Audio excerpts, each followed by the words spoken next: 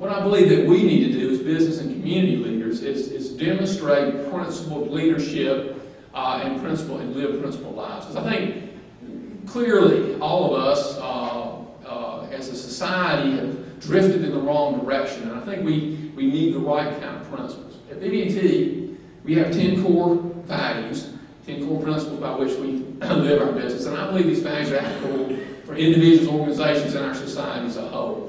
Underlying these 10 core values are what I believe are the three great virtues. The three great virtues: purpose, reason, and self-esteem. Purpose, reason, and self-esteem. As human beings, we're purpose-directed entities. We have to know where we're going in order to get there. Organizations, businesses, universities, civic organizations are simply groups of human beings. For organizations to be successful, the people in those organizations must vest in the purpose of that organization. While the content of purpose will vary, the context, I would argue, is the same for all of us. First, I believe that every person in this room wants to make the world a better place to live. I believe you wouldn't be here this morning if you didn't want to make the world a better place to live. The interesting thing is there's lots of ways to make the world a better place to live. You don't have to go feed hungry children in Africa to make the world a better place to live. Businesses make the world a better place to live. In fact, a lot of the difference between the quality of life in Africa and the United States is primarily explained because we have better businesses that provide better products, better services. Businesses know work.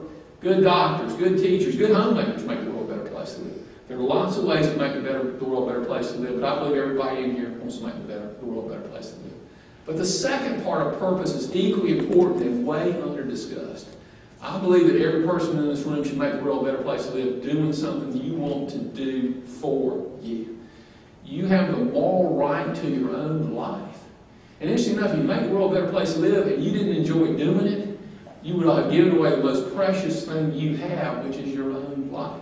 And by the way, you're not going to do a very good job making the world a better place to live if you really don't want to do it. And I think we do way too little discussion with our children, telling them that they should make the world a better place to live, but doing something they want to do for them, that their life has meaning, that their life is an end in itself.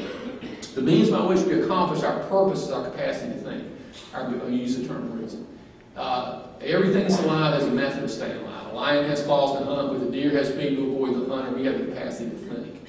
And our capacity to think is literally our only means of survival, success, and happiness, and not any shortcuts or not any free lunches. There are two institutional pillars that allow human beings to think effectively. The first is liberty, is freedom. In order to think, you have to have the freedom to think independently, to think outside constraints. In academia, they get that. They talk about academic freedom. But the same people somehow assume that we can run businesses without freedom, that we can come up with better ideas and better solutions. And they pass these rules that literally keep us from thinking. In my career, I've seen hundreds of opportunities to raise the quality of life for our clients that were against the law. There are lots of things that are against the law that would make life better. You can't think if you aren't free to think. And regulations prevent people from thinking as productively as they can. The second institutional pillar is education. Basically, in order to be productive, we have to know how to do it, and education is the foundation of productivity. We have to have effective educational systems. We need to have the courage to objectively face the fact that our current K-12 education system is failing. And we need another solution. And that solution is going to have to require competition as we have in the marketplace. It has to be a different solution than we have today. Interesting thing, the means by which we accomplish our purpose is our capacity to think, and we are clear about our purpose and use our capacity to think, we need to do something really important. We need to raise our self-esteem. And self-esteem is very important because it is the foundation for happiness, and happiness is the end of the game. Sometimes in business we get confused. We think money is the end of the game. Nothing wrong with money, but money is not an end. It can be a means to an end, but it's not an end. The end is happiness, and I mean that in a life well lived, broad sense of that word. And to be happy, you have to have a high level of self-esteem. Well, here's something that is very important to appreciate. I believe for every person in this room, and for most people in our society, the single biggest driver of self-esteem is work.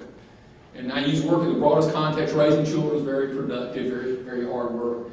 Work is the single biggest driver of self-esteem. Something I say to all the employees at BB&T. It's real important to BB&T that you do your job well, but it's far, far, far more important to you. You might fool me about how well you do your job. You might fool your boss about how well you do your job, but you'll never fool you.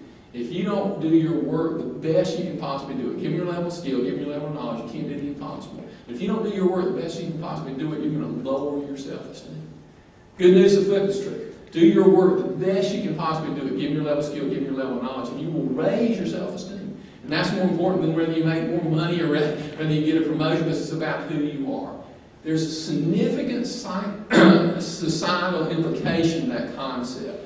Maybe we can think about that for ourselves, but we don't always associate that with everybody else. We're always trying to help poor people. Take an entry-level construction worker that works really hard and just barely makes a living. But he makes a living, he feeds his family, and he gets something really important. He gets to be proud of himself. He gets that self-esteem from his job well done, given his level of skill, his level of knowledge. And maybe his children go to college, and maybe they become very more successful. Classic American success story. Take that same individual and give him welfare.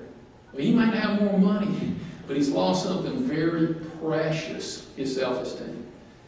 The United States is not the land of security. We're not Europeans in our mindset. This is people, we care about security, but this is not the land of security. People didn't get on a boat and come to Jamestown to be secure.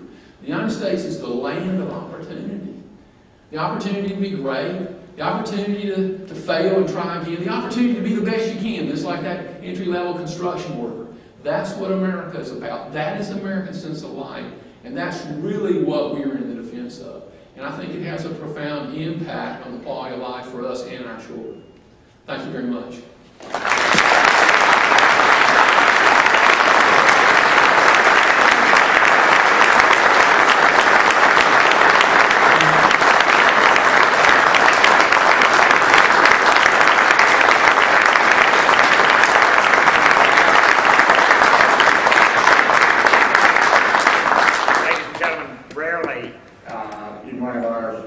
Many great programs over the years have I suggested a standing ovation, but I'd like to do that right now.